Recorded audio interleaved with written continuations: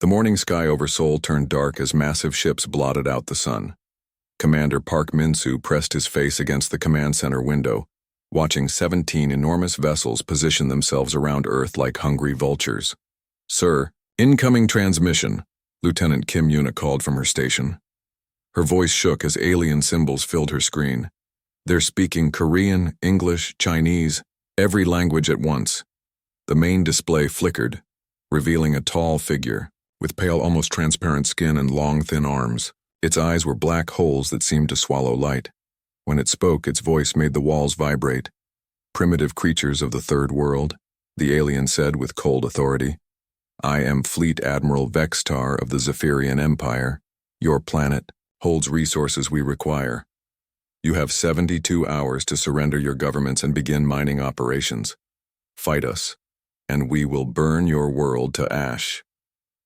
Park Min-soo felt his stomach drop. This was the moment he had trained for his entire career.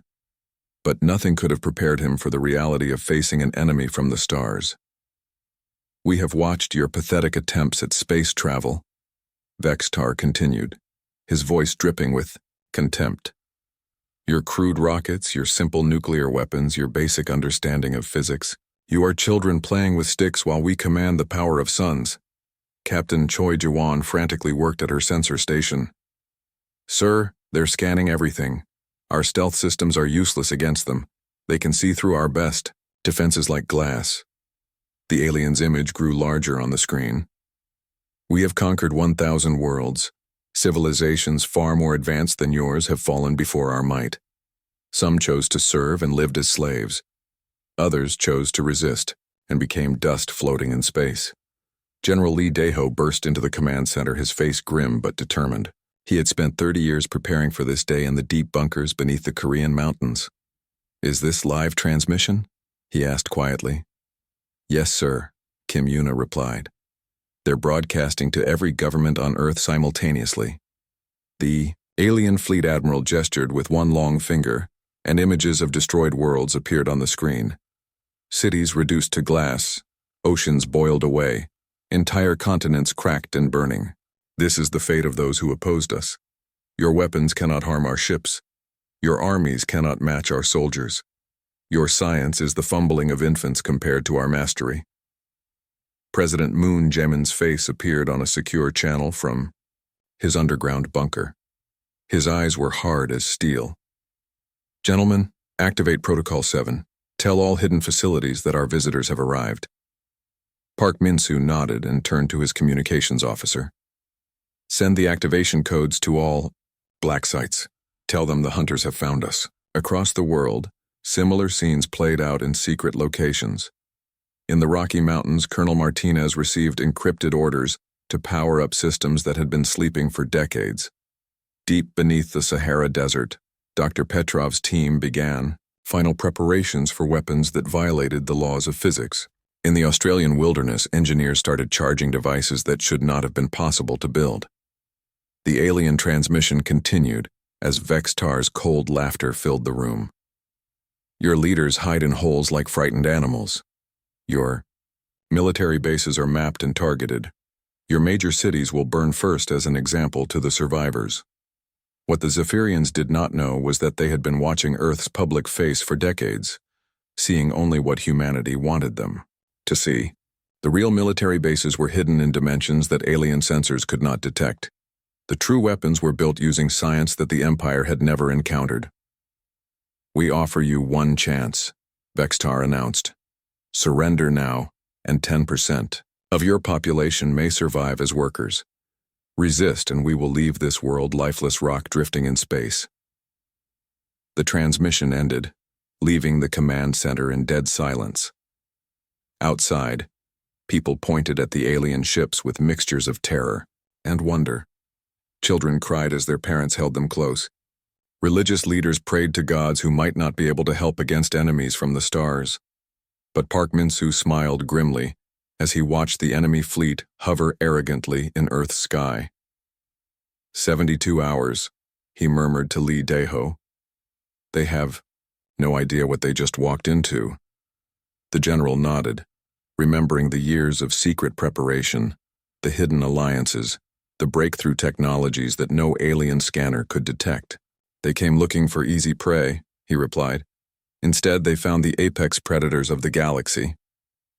As night fell over Sol, the alien ships glowed like deadly stars against the darkness.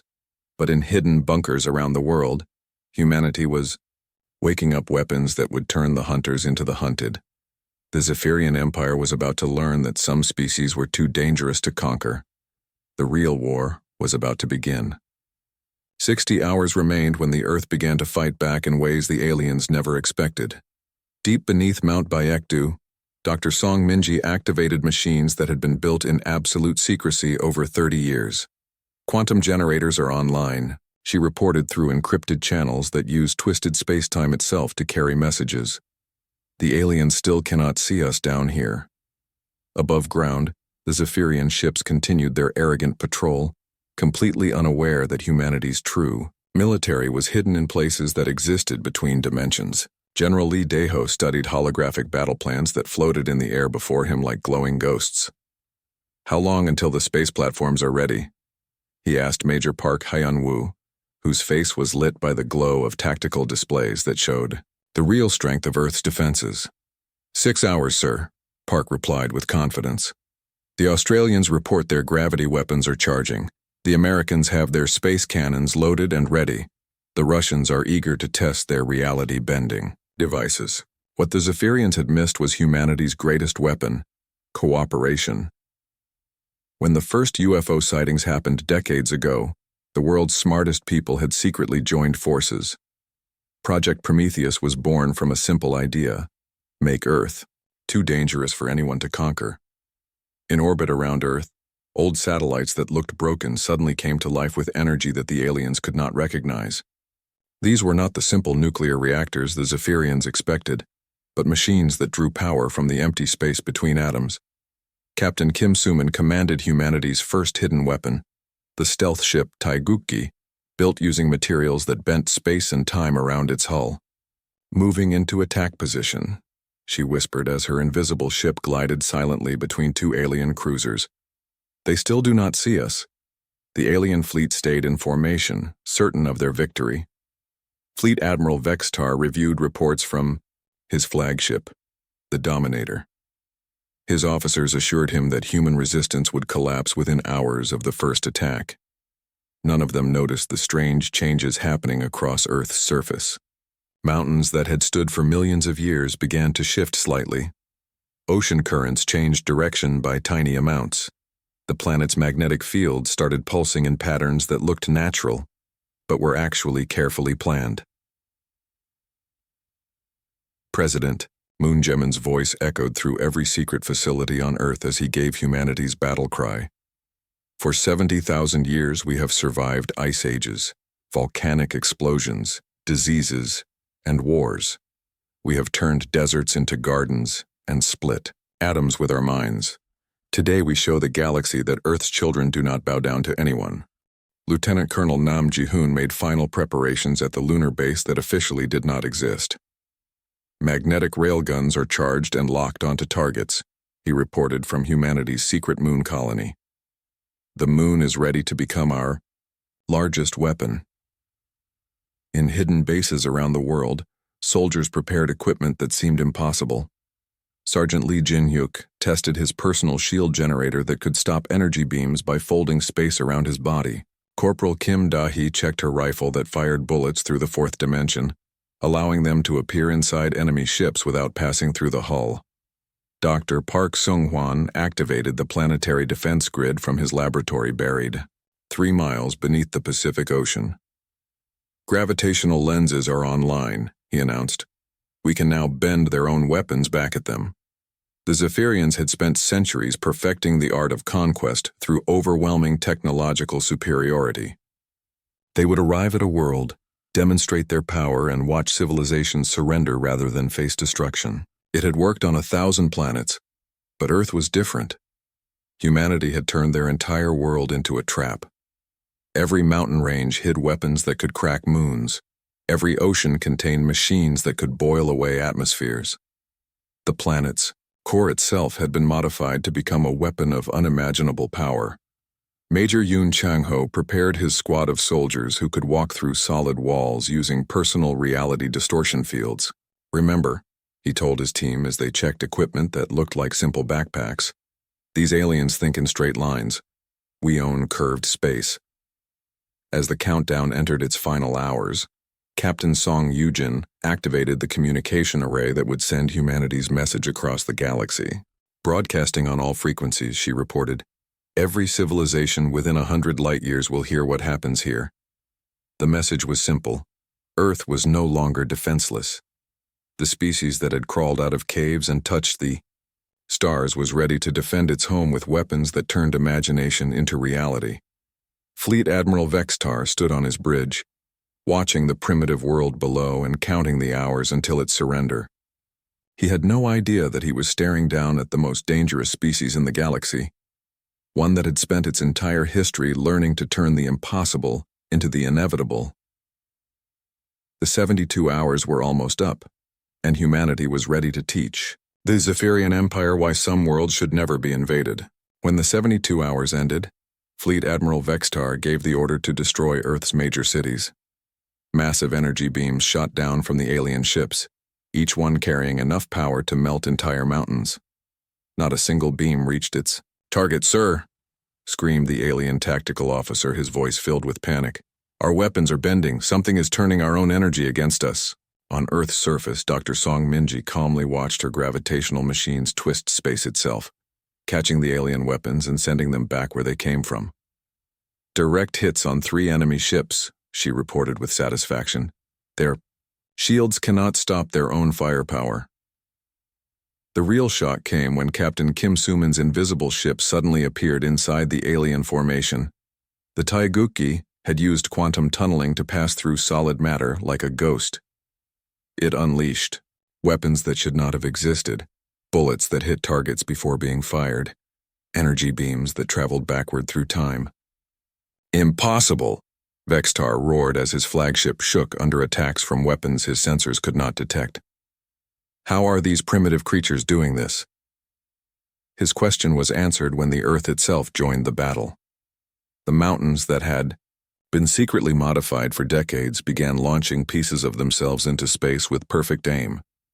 What looked like natural earthquakes were actually humanity turning their entire planet into a massive cannon. Major Park Hyun-woo coordinated the ground assault from his command post.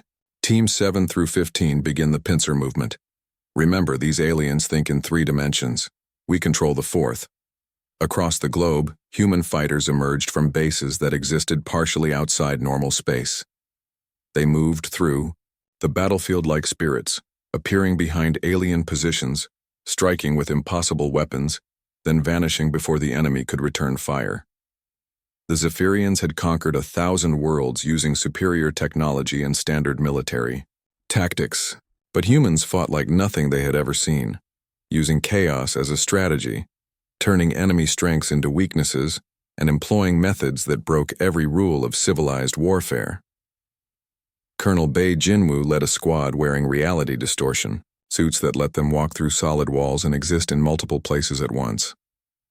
Contact with enemy ground forces, he reported, as his team materialized inside an alien dropship. They cannot adapt to non-linear combat. The aliens had landed, troops expecting to face primitive weapons and simple tactics. Instead, they found themselves fighting an enemy that could be everywhere and nowhere, using weapons that attacked the very concept of existence. Sergeant Kim Min-ho phased through the floor of an alien bunker, his molecular disruptor allowing him to become temporarily non-solid. The alien soldiers inside fired their advanced plasma rifles at empty air, while he calmly planted explosives that would detonate in the past, destroying the bunker before it was built. "This is impossible," whispered an alien commander as he watched his troops flee in terror from human soldiers, who seemed to defy the laws of physics. How can they be in 6 places at once? The turning point came when Dr. Kim Yejin activated the planetary defense grid's final protocol. Every black hole generator, every quantum weapon, every reality anchor that humanity had built in secret began working together to create a region of space where the laws of physics became weapons. Fleet Admiral Vextar watched in horror as his mighty fleet was systematically destroyed by creatures he had dismissed as primitive savages. Ships that had conquered star systems were being torn apart by weapons that should not exist, tactics that made no sense, and a species that treated impossible odds as merely interesting challenges. Lieutenant Park Soo-young piloted her fighter through folded space, attacking alien cruisers from angles that did not exist in normal geometry. Her weapons fired through dimensional tiers, striking targets that were technically behind her while she flew in the opposite direction. All ships, retreat to safe distance, Vextar ordered, but it was already too late. The humans had turned the entire solar system into a maze of traps and ambushes. Captain Choi Min-suk's submarine emerged from beneath the Pacific Ocean, its hull modified to travel through liquid space-time. It launched torpedoes that swam through the fourth dimension, appearing inside alien ships without warning and detonating with the force of miniature supernovas. The aliens tried to adapt their tactics, but how do you fight an enemy that can be solid and gaseous at the same time? How do you target soldiers who exist in yesterday and tomorrow simultaneously? How do you defeat weapons that strike at the mathematical foundations of reality itself? Dr. Nam Hyejin broadcast her mimetic warfare virus directly into the alien communication network. The virus did not attack their computers or weapons. It attacked their ability to understand the concept of defeat. Alien commanders found themselves unable to process the idea that they were losing. As alien ships burned and fled, humanity pursued them with vessels that moved through twisted space and weapons that fired backwards through time. The Zephyrian Empire, masters of conventional warfare, had encountered a species that had weaponized imagination itself. The Great Conquest had become a rout, and the hunters had become the hunted. The Zephyrian fleet tried to retreat but found themselves trapped in what looked like empty space. Their ships moved in straight lines that somehow led them in circles, back toward Earth. "Sir, massive gravitational problems detected," reported the Dominator's science officer with growing panic. "Space itself is folded around us like a maze." General Lee Daeho smiled as he watched the tactical display from his underground bunker. "Admiral Park, activate the Stellar Maze Protocol." Captain Park Yoonji commanded the hidden orbital platform, Sejong, floating invisible in twisted space. "Spatial distortion field is active," she announced. "The alien fleet is now trapped in a pocket dimension we created." The Zephyrians found themselves fighting a war where straight lines curved back, on themselves, and retreat often brought them closer to their enemies. Human ships appeared and disappeared not through stealth technology, but by actually stepping in and out of reality itself. Lieutenant Commander Lee Yun-seo piloted her fighter through impossible geometries, using humanity's mastery of non-Euclidean combat to attack alien formations from directions that did not exist.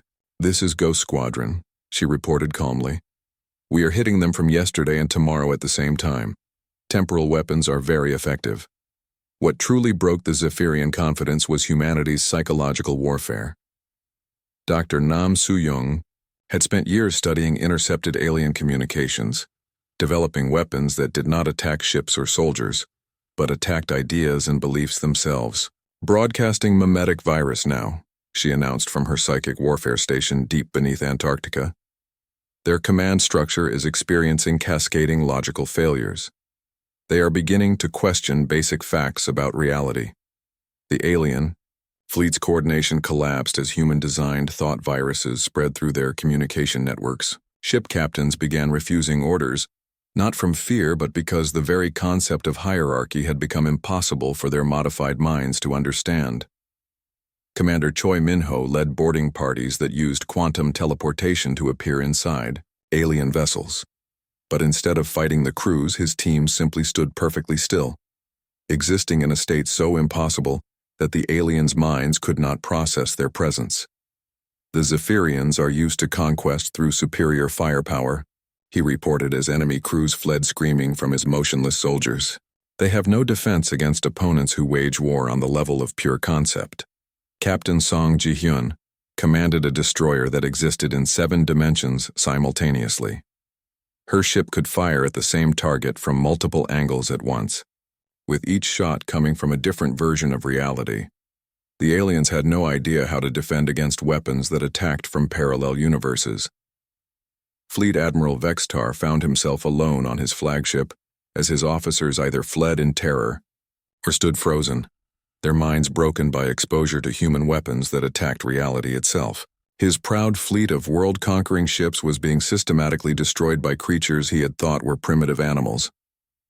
The final blow came when Earth's moon suddenly accelerated out of its orbit and positioned itself between the alien fleet and their escape route. The massive satellite moved with obvious intelligence and purpose. "That is not possible," Vextar whispered, watching humanity's moon move like a living creature. "Celestial bodies cannot just decide to move themselves." "Lieutenant." Colonel Nam Ji-hoon's voice came from the lunar command center that officially did not exist.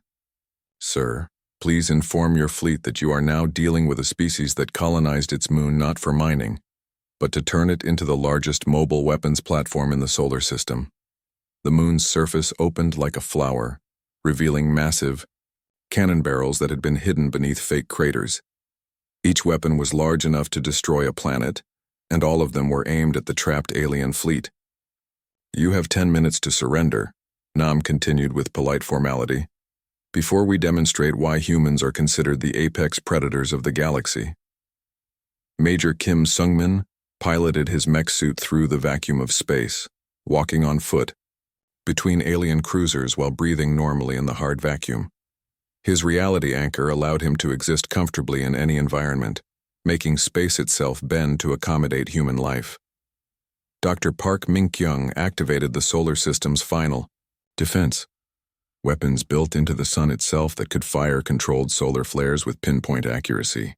"Solar cannon charging," she reported from her station on Mercury. "We can now use our star as artillery."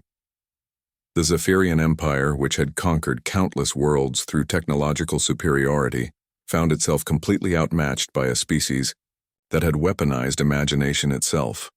Their mighty fleet was being torn apart by opponents who treated the laws of physics as mere suggestions. "All remaining ships, emergency jump to hyperspace," Vextar ordered desperately. "Sir," his navigator replied with a broken voice, "the humans have locked down dimensional space around us. We cannot escape until they allow it." The great conquerors had become prisoners in their own ships, trapped by a species that had turned their entire solar system into the ultimate weapon. The Zephyrian retreat became a rout as human forces pursued them with technology that made their empire's greatest achievements look like stone tools. The hunters had become the hunted, and Earth's children were just getting started. The broken remnants of the Zephyrian fleet limped toward the edge of the solar system like wounded animals fleeing a forest fire.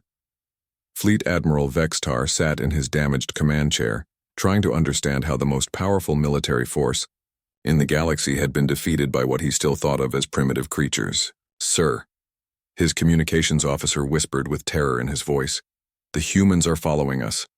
But sir, they are not using ships." On the main screen, figures in simple spacesuits were walking through the vacuum of space, keeping pace with the fleeing vessels as easily as taking a morning stroll. They moved with complete indifference to the fact that space should kill any living creature, occasionally stopping to examine damaged alien technology with the curiosity of children studying interesting rocks.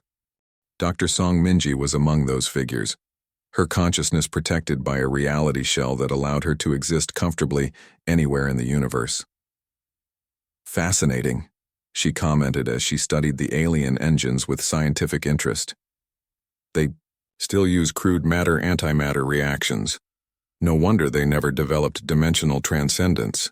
The final humiliation came when President Moon Jae-min's face appeared on every screen throughout the alien fleet. He had not hacked their communication systems.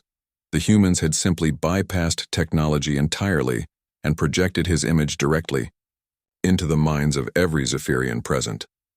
"Attention, Zephyrian Empire," he announced with quiet authority that carried more weight than any weapon. "You came to our world seeking resources. You found something far more valuable, a lesson in humility. Your fleet is being allowed to leave not because we lack the power to destroy you, but because we choose mercy over extinction." Captain Kim Soo-min commanded the escort formation of human vessels that accompanied the aliens to the system's edge. Her ship, the Teguki, had been joined by others that defied easy description, vessels that existed partially outside time, crafts built from crystallized mathematics, and at least one ship that appeared to be a living creature, comfortable in the vacuum of space. This is our final message to your empire and any other civilizations monitoring this transmission. President Moon continued, his words being broadcast across the galaxy through methods that made faster-than-light communication look primitive. Earth is under the protection of a species that has spent its entire evolutionary history learning to survive the impossible. General Lee Daeho stood in the Seoul Command Center, watching long-range sensors track alien vessels fleeing toward distant stars. Some of those ships now carried human observers, volunteers who had chosen to study alien civilizations not as conquerors, but as scientists interested in understanding how different species approached the challenge of existence. We have turned survival into an art form, the president's broadcast continued. Cooperation into a weapon, and imagination into reality. We do not seek to conquer other worlds. We do not need to. Any species foolish enough to threaten our home will discover that some prey are too dangerous to hunt. Dr. Kim Yejin began powering down Earth's defensive systems, though the planet would never again be truly vulnerable. The gravitational weapons returned to standby mode. The moon slowly moved back to its proper orbit, though everyone now knew it could become a weapon again at a moment's notice. Major Park Hyun-woo watched as reality distortion fields stabilized at normal levels across the globe. The secret bases that existed between dimensions slowly faded back into their hidden state, ready to emerge again if needed. The message that spread across the galaxy was simple and clear. Humanity had emerged as a major power not through conquest or expansion, but by proving that some species were too dangerous to threaten. Earth's children had demonstrated that technological superiority meant nothing when facing opponents who could weaponize creativity itself. Lieutenant Colonel Nam Ji-hoon began the shutdown sequence for the lunar weapons platforms. Moonbase returning to observatory mode, he reported with satisfaction. Though I suspect we will have many more visitors in the coming years, friendly ones this time. As the last alien ship disappeared beyond the edge of the solar system, Captain Song Yoo-jin activated the long-range communication array one final time. Her message was broadcast to every civilization within 1,000 light-years. This is Earth calling. We are ready to meet our galactic neighbors as equals. Approach with friendship, and you will find no better allies. Approach with hostility, and you will discover why the Zephyrian Empire learned to fear a small blue world in a quiet corner of space. The Zephyrian Empire would remember Earth as the world where their expansion ended permanently. Other alien civilizations would hear the story and make their own careful choices about whether to approach humanity with offers of friendship or threats of war.